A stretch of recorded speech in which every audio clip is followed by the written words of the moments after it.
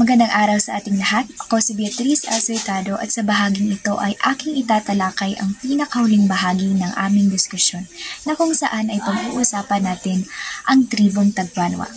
So sa palagay ko ay kanina pa kayo handang nakikinig kaya simulan na natin ang pinakahuling diskusyon. Ang tribong Tagbanwa ay isa sa mga pinakamatandang tribo sa Pilipinas, matatagpuan sa Palawan. So para sa kaalaman ninyong lahat, ang tribong ito ay nangangahulugang taga-lalawigan o taga-kabukiran. Ito ay kakaiba dahil kabaliktaran ito sa mga ibang tribong ating napag-usapan kanina dahil ang iba ay malapit sa baybayin. Ito naman ay ang kabaliktaran nito. Kung pag-uusapan naman natin ang pisikal na katangian o kaanyuan ng mga taong naninirahan dito ay ang kanilang pisikal na katangian ay may kayuwanging balat, payat na pangangatawan, at kinukulayan ang ngipin ng itim. Ang pisikal na katangian ng mga tao ay may kayuwanging balat.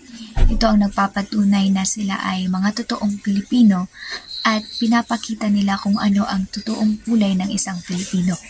Payat ang pangangatawan. So dito natin mapapatunayan ang kanilang mga kinakain na galing sa kanilang mga inaani.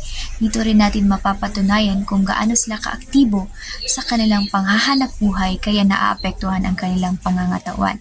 At panghuli ay kinukulayan ang ngipin ng itim. Ito kasi ay nagre-representa ng kagandahan na tunay na ipinipreserba nila bilang kanilang tradisyon o kultura. Ang Tagbanwa ay mayroong sariling sulat at wika. Ito ay ang Tagbanwa at ito ay isang uri ng baybayin. Sila ay nabubuhay sa pangingisda at pangangaso at paggawa ng likhang sining gamit ang kahoy at kawayan.